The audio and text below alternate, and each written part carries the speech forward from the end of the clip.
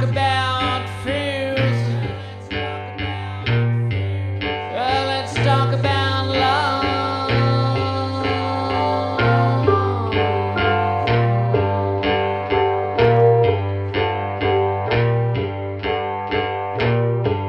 Yeah, I got fears, but I ain't got no love.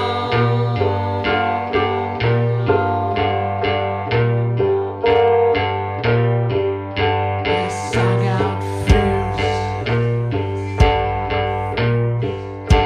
Fear of plane crash.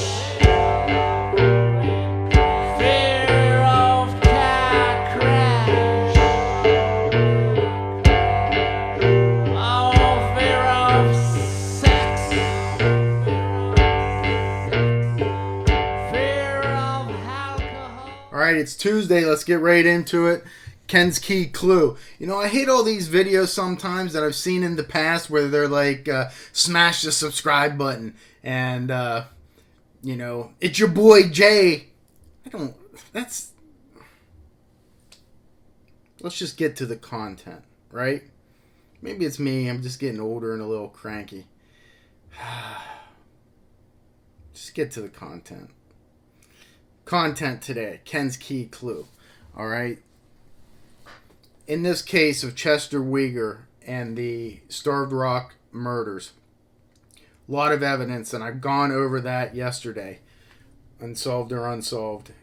There's something that is not a key clue, but it makes me just change thoughts in a way because I don't know enough about it.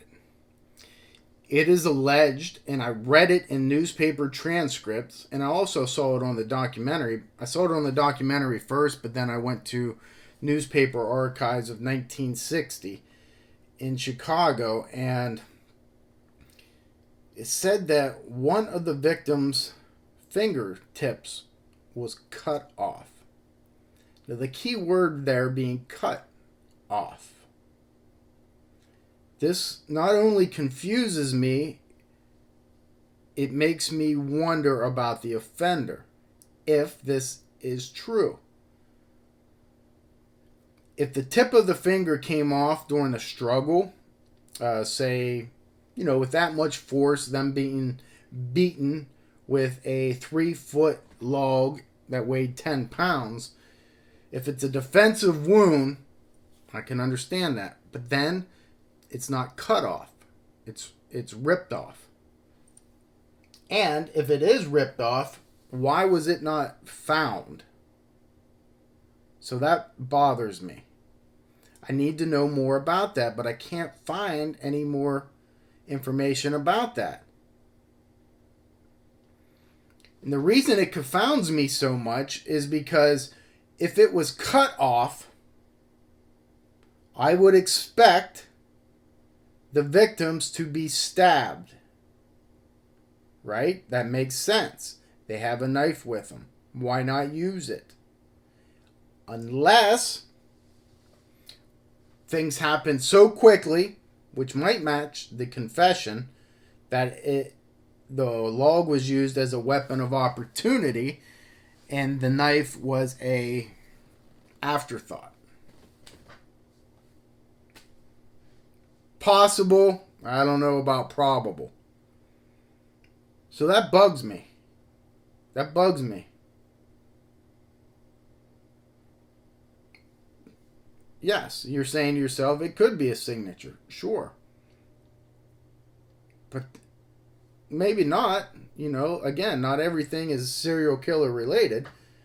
And this obviously doesn't look to be serial killer, but you never know. This is a mass murder. And right now, we have Chester Weger as the suspect. But that fingertip bothers me. So I got to look into that. Even though I got to try to find more about it. So if you know more about it, let me know. But that's not my key clue. The key clue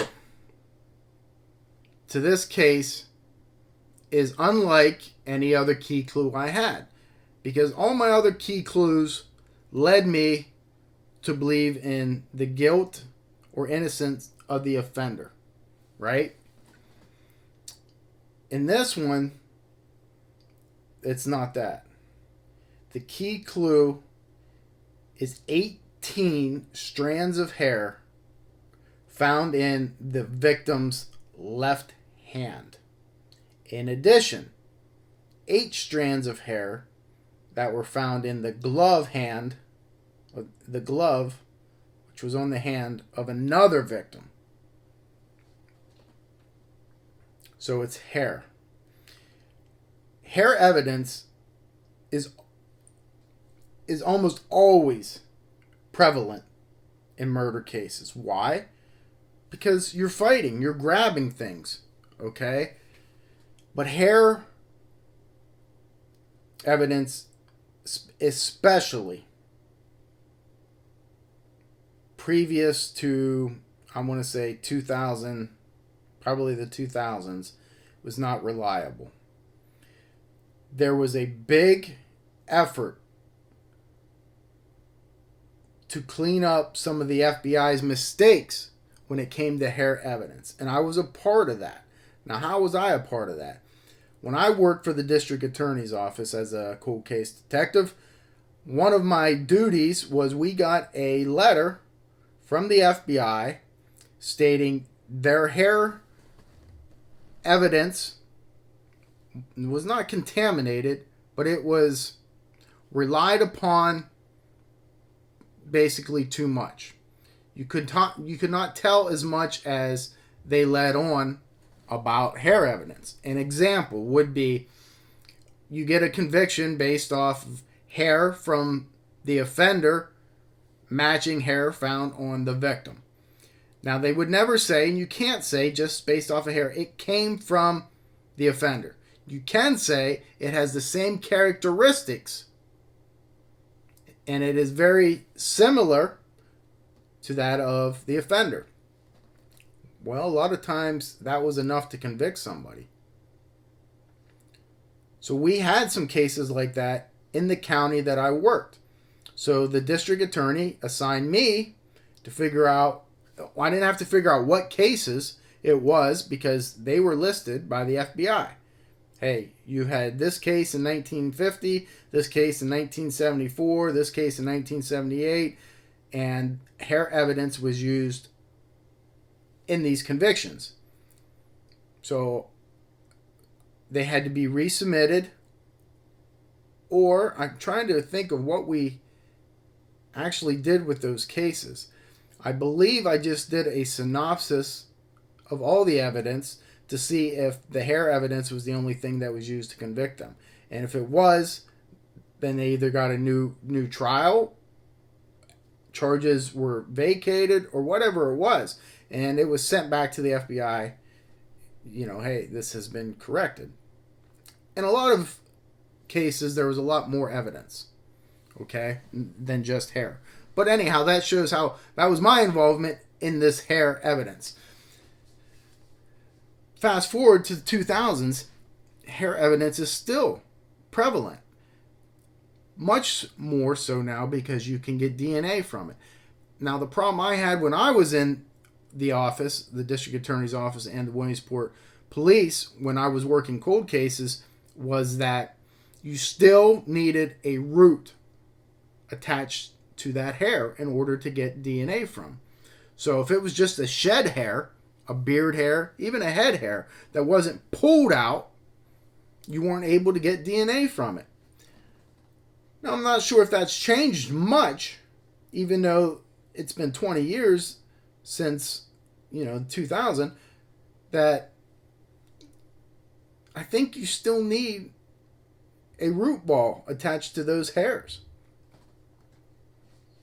But I think it's become a lot easier if the root ball isn't there. I think there is ways to get DNA, but I'm not 100% sure anymore. What I am sure about is this case, those 18 hairs in the the one victim's hand, is the offender's hair. Let's make no mistake about it. Whenever you find a victim who has a clump of hair in their hands and they're dead, know that that is the offender's hair. Okay? Now, when you have a single hair, it is less jumping off the page at you, screaming, "I'm the offender." But it's still a good likelihood. And a very good case of that is Sherry Joe Bates' murder, where there was a hair in the, I believe, the webbing between her thumb and index finger in blood. Now that doesn't match their suspect, and I'm going to tell you that right now. But I've heard that they had said, hey, that hair could have got there at any point in time. I don't know about that. I'd be looking into that as a key clue. Okay? Unlike this case where it's 18 hairs. And in the other victim's hand, she had a glove on. In that glove was 8 hairs. It's the offenders. Now, the kicker to this is from an April 19th, 1960 newspaper article. And you got to remember, the media was allowed in to these investigations a lot more back then than they are today. So these older cases, if you want to know the evidence, you want to know what's going on, you read the newspaper article. Not so much today, okay? This not happen. Nobody trusts the media, especially the law enforcement. But back then, they were on scene half the time. So, from this April 19th, 1960 paper, I read this morning, it said that there are 2 offenders, which goes against what they got from the confession. And the reason they know there was 2 offenders for this is because there were 2 different types of hair found in the victim's hands. I just explained. 18, 8. One of them was brown, and the other is blonde. So you have a brown-haired offender and a blonde-haired offender. One is from a middle-aged man, and one is from a juvenile. Now, isn't that a kicker? I've never heard of being able to tell the age of somebody by their hair.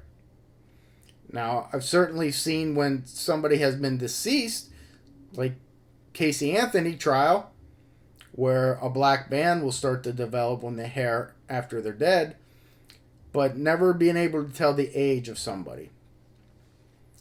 So I don't know where this is voodoo science. I've never heard of it. But they were sure enough to print it in the front page of the paper. We have 2 offenders. Middle-aged man with brown hair and a juvenile with blonde hair. Wouldn't you want to test that stuff for DNA now? Well, that's exactly what they're doing. That's what the court had ordered. After this offender, Chester Weger, I call him offender. Maybe I should call him after this. I'm not going to say innocent person. He was convicted. I don't know whether he's innocent right now. But this individual did 60 years and was released on parole. And while he was out on parole, they granted him forensic access to the evidence to be tested, including these hairs. Also, some cigarette butts from the crime scene. I certainly would want them tested. They're going to yield DNA, okay? But it's a touristy type of, those. What I don't want to see, and I think it's probable, possible and probable, that they'll get DNA from those cigarette butts, and they will not match Chester. Therefore, the defense is going to say, it is not him. Well, that's your job to say that. But do you really believe that? Because those cigarette butts could come from anybody. Right? Everybody smoked back then. It's a tourist site. Unless that cigarette butt was on that dead person's hand or on her body, I'm not saying disregard it, but don't hold it in such a high regard. Now, the hair is a complete different story. When you test that, and if that comes back to not matching old Chester boy, well, then I'm going to say that he's innocent. Okay? Especially if both of them don't match him. There was a letter that he wrote home to his dad while he was in jail, stating basically that he knew who did these murders, that he was protecting them. When he was confronted with this letter, he stated, I didn't write that. That had to have been the police. They forged that. Now, that's a blatant lie. Now, when he was asked this, to Chester's credit, he was much older. Probably in his early 80s. He might not have had all of his faculties there. So I might give him a pass for not remembering that. But he wrote that letter. So maybe they were right in 1960 when they said there was 2 offenders. We're going to find out, right? At some point in time.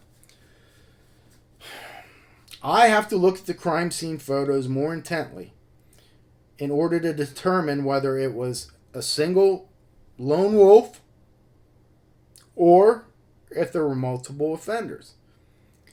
Much like the Girl Scout murders in Kevin Hart.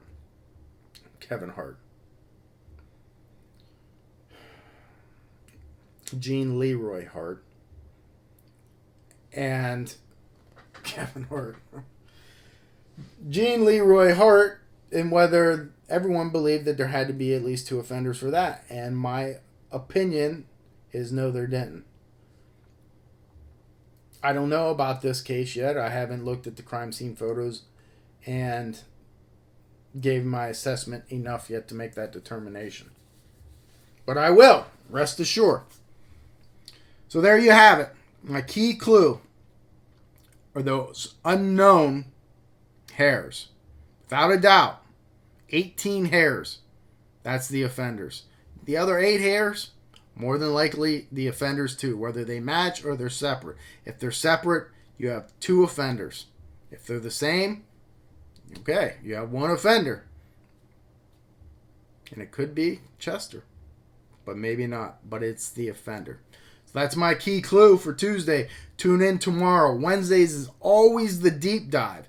So I'll go in very meticulous and go through the timeline, the crime scene assessment. The criminal profiling is there. I'll give that. If not, we'll move on. We'll go through the evidence, victimology, suspectology, tie it all together and get possibilities, deduce them to probabilities. So when you walk away from this, you're like, damn, Maine's knocked it out of the park again.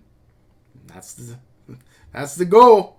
So until tomorrow's deep dive, hey, Maine's out. Oh, fear of